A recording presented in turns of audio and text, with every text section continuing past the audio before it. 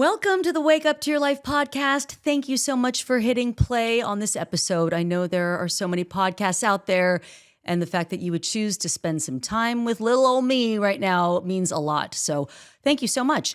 I'm just going to give you a little bit of a life update and tell you a little story about some just things that I've been going through and things I've been thinking, and hopefully you can relate to something in it and take away some little nuggets of information, like how you shouldn't judge a book by its cover, which I always think I'm so not judgmental, but turns out I am a little bit still.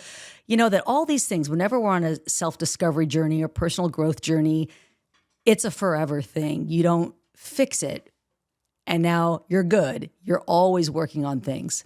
Also, how I've been dealing with anger lately. I've told you before in previous episodes, it's one of my demons, right? I get really mad at my mother and mad at my ex-husband, most other people, and sort of politics and things like that. But I'm able to do something with that, but mad with the ex-husband and mad with my mother. And it's hard for me to move through it. So I'm just going to tell you a little story and see what you think. 3, 2, 1. Hi, I'm Colleen Odegaard. One day, I was an Emmy Award-winning television journalist, married to the love of my life, and had 2 beautiful children living under my roof. Then one day, I woke up to a life I didn't recognize, divorced, in a career transition, with my 2 boys grown and out of the house. I had to get really comfortable being alone really fast, or I was gonna lose my shit. This podcast is about reinventing yourself in a new season of life, getting to know yourself again, and having more peace, more love, more levity. This is Wake Up to Your Life. I am in the process of buying a condo. And you would probably, if we were talking in person, you'd say, congratulations. Oh, how exciting. And I would go, yeah. And that would be my answer right now because I don't feel excited about it. Moments of feeling excited, but kind of not. Let me explain why. So I love where I live right now. I love it. I live in a ridiculously bougie apartment building, and I love everything about it. And it's really nice. It's just I pay a shit ton in rent, way too much. I totally overpay in rent. It doesn't make financial sense. I've lived there for 2 years now, and it's just a stupid thing to do. So this condo popped up. A friend of mine sent it to me, and I said, oh my gosh, that's so cute. It's a mile away from where I live right now. It keeps me in a great part of Charlotte, North Carolina, where I live. It's just the outside is a go to me. Like, it just isn't pretty. The outside of it, I was like, ooh, that looks gross. But then I looked at the pictures of the inside. I thought, well, that looks pretty cute. So I go and I look at it in person with Bobby, one of my best friends, who's a kick-ass realtor. And I said, oh my gosh, this feels really great. And it's had a really good vibe. And it's a 2-bedroom, 2.5 bath condo. That's all that I need, right? That's appropriate. I live by myself. And I thought, well, heck, let's just do it. I'm going to make an offer. Let's do it. And you'd think, oh, how exciting, great. Well, here's what made it not exciting to me. Leaving a place that I absolutely love living to go to a place that doesn't seem quite as fancy, right? I don't like that part. And the other thing that happens is I start thinking to myself, you know, I never thought I'd be buying property alone, that I'd be buying a home by myself, because all the homes I've owned before, I bought with my ex-husband. So it gets me down that train. This is the way my brain goes. And I know all of my other fellow monkey mind people, you're probably speaking my language. You know how a thought can trigger another thought, and then there's an avalanche of thoughts. And then I start thinking, gosh, you know, he just bought this big, beautiful, expensive home with his girlfriend. And I'm thinking, okay, he's got this big, beautiful home with a girlfriend. I'm moving by myself into a condo that does not look fancy, but as cute as a button on the inside. It's so cute. And thinking that he's winning. And then I get angry, and then I get pissed off. And I want to send him a nasty text. For what reason? We've been divorced for 2 years. Like, it doesn't make any sense, right? But I want to, because it's my anger is bubbling up. So anyway, I was feeling not excited about this place. And I think it's because I thought my life would be so different. And I realized I'm doing the thing that I don't want any of you to do, hanging on so tightly to the past and the idea of what you think you should be having or happening in your life right now. And what is making me suffer is this the belief or this desire that I think, at my age, after all the years I've worked, after raising children, everything I've done, I should be living in this grand palace. That's what's causing my suffering. Does that make sense? That's what makes me get upset because I believe that that's what I should have. But what I do have is what is right now, and it's good.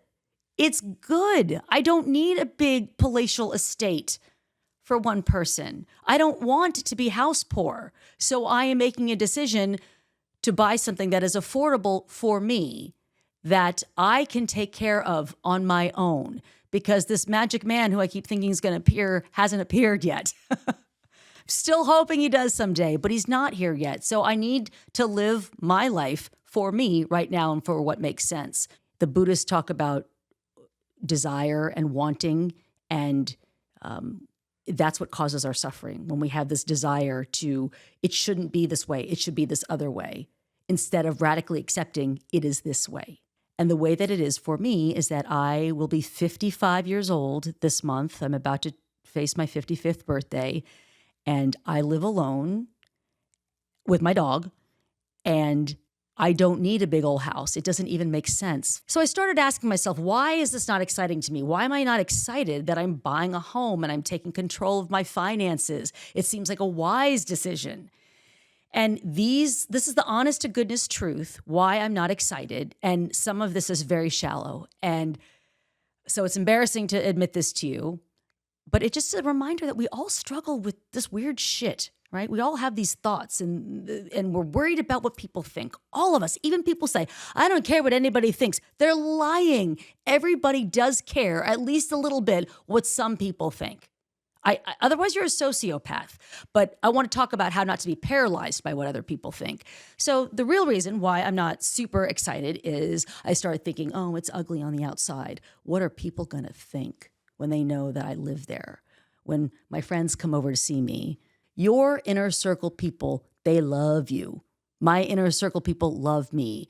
They are not judging where I live and thinking, oh, poor Colleen. But then I start worrying about, it's like the people on the next rung out. Maybe it's the people who knew me in the burbs when I was married.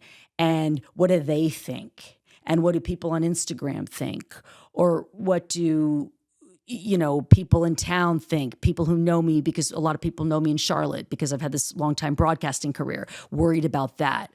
We can all relate to the worrying about what other people think thing. All of us have that to some extent, to some degree. And that's when I got to rein it back in. Well, what do I think? What I think is that it is a financially sound decision. And listen, I have not been great with money. So the fact that I'm actually making a sound financial decision, yay for me, patting myself on the back, way to go, good job me. What I also know is that it's cute as can be. It's in a great location. It's not too far from my office. It's just that it checks a lot of the boxes. So when I come back to remembering what I know, then all of a sudden what other people think doesn't matter so much. And the truth is, they're probably not even thinking anything because nobody's thinking about anybody but themselves, it seems. So coming back to gratitude is one thing that I always know works. That's always the antidote to things.